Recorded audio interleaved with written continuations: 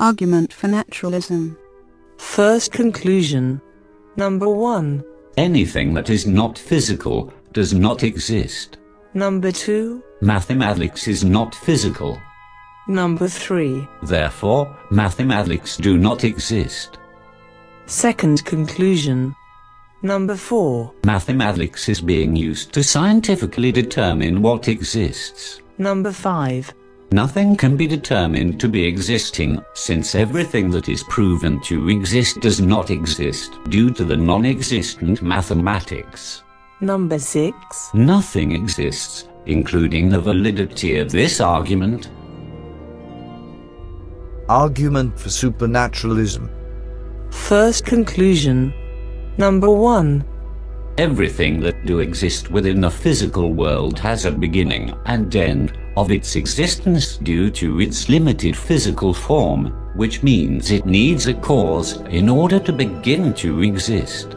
Number 2. The entire universe, including matter, space-time and energy, began to exist in the Big Bang, recognized as a creation event and expansion event of this material dimension. Number 3. Therefore, the universe and all of that which is physical needs a common original cause. Second conclusion. Number 4.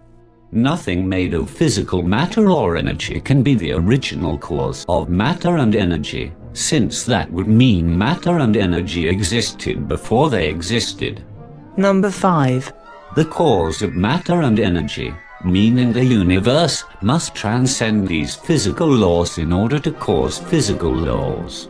Number 6. The only thing that remains recognized to exist beyond the physical are abstract concepts and immaterial consciousness.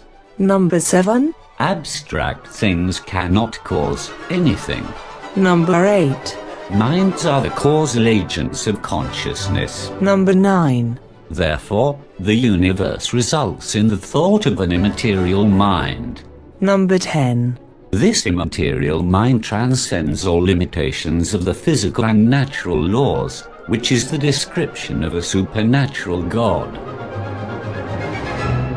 Before we continue with the supernaturalist argument, let's take a closer look at premise 2 in the first conclusion that energy would need a cause.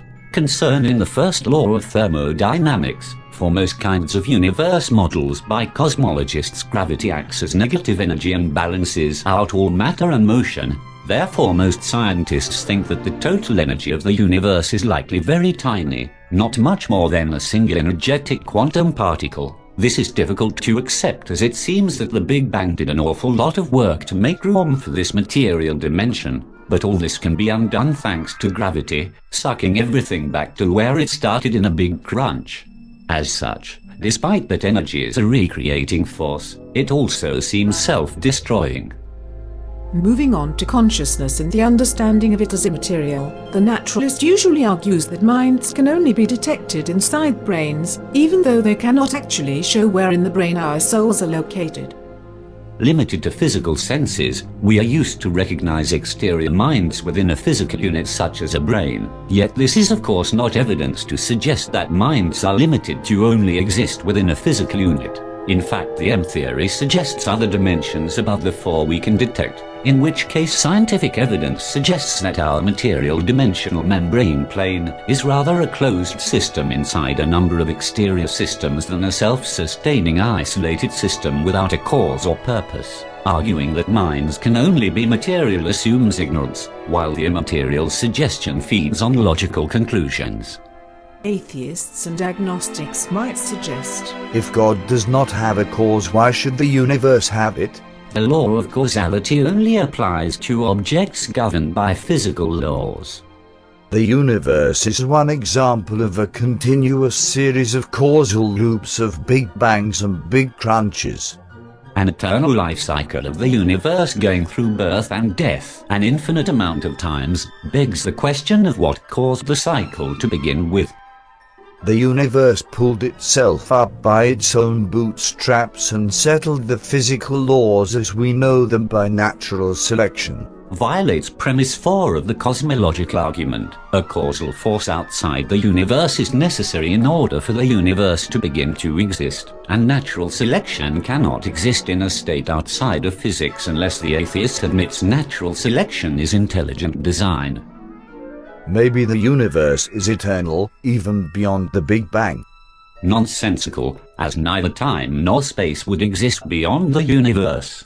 In the concept of eternity, time is ruled out as an imperative reference since the lack of any time is eternity. Without a beginning, time cannot take itself from past to present, since we already would have ruled out time as a reference to past, present and future.